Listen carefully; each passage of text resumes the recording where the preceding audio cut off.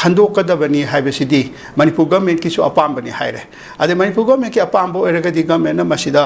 action दु करिगी याम थुना लौखत्रिनो assembly की कई हाइतारे वारेप अनिरक लेखरेको 22 लौरे 24 अमु रिटेरेट तौरे खोले हाइरे हाइबसी असेंबली की वारेप सि तसेंबदी मदुमन हेता बाइंडिंग ओइबगी वादी नत्ते ऐ ngसाइ जेदुनि एनआरसीसी सेंट्रल गवर्नमेंट का कोऑर्डिनेशन अमा चंगी अदा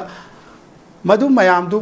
कन्ना परस्यू तौरगदी पोसी थोर ओइदबा अदा हुजिक लैबा फिवम सिदी मणिपुर की यामना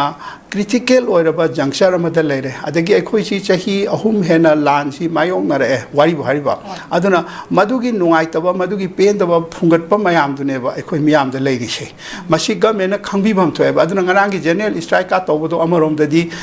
यामना फाजबा स्ट्राइक अमा ओइरे मरमदि मदुदा यामना अचौबा वायलेंस थोखिद्रेको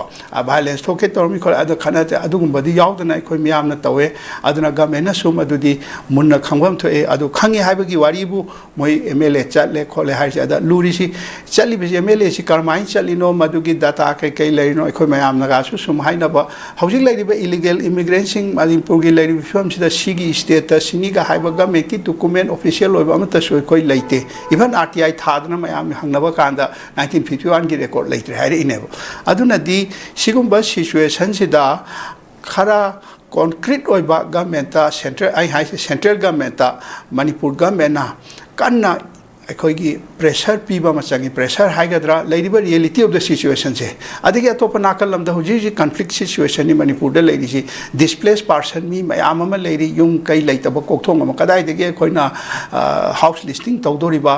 मी लिसिंग लिसिंग लेभम लेते अदगी करमाइना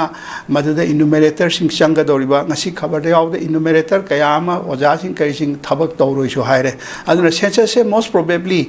मतम खरा यैथोकदा करिसु काइदें खल्ले मसिगी आम लेग्रे अदुना मधु मणिपुर गवर्नमेंट की आर्गुमेंट हाइगद्राम होइना फजना मधु विद रीजन्स जस्टिफाइबल रीजन्स हाइब तारेको मरम चाबा रीजन पीरगा हारिबसे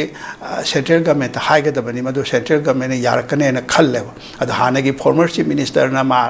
होम मिनिस्टर उनरुबद मागी स्टेटमेंट अमदा सोइदना पॉजिटिव ओइब खरा लखलकनी गा हाइबगी थाजबल लेइ गाइना सो हाइकिको ओइसनो अदुगा हौजिक मणिपुर द तौरिबा सिचुएशन सिदी हौजिक जनरल स्ट्राइक ती लोइरे स्कूल कॉलेज नुमित हुमनी सुटी थारे वारी भारीबा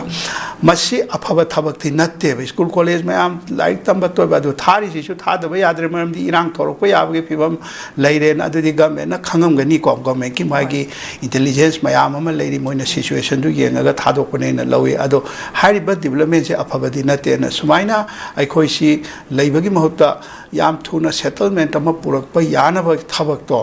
लोकल हनिंगे अदुना मधु गवर्नमेंट हौजिक तौरिबसी सीएसओ मयाम चटपैबसु फरे गवर्नमेंट की एमएलए सिंग चटपीबसु फरे ngasisu खरा चखनी हुजिबे मना तापीबदो चारेको अदुगा मसिदी थिंधब तौदना फर्दर इरांगसी एस्केलेट तौहंदबा एदि मसी हेंजल हंदबा मधुनेबे खोइन पामिसे अदुना मधु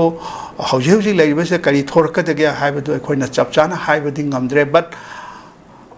अखोई अथुब मतम की मनुंगदा हाइबा पोसी ऑलरेडी ट्रबल ओइरबा स्टेट सिदा फर्दर ट्रबल दी अखोई तोहनिंग्रे अदुना मद गवर्नमेंट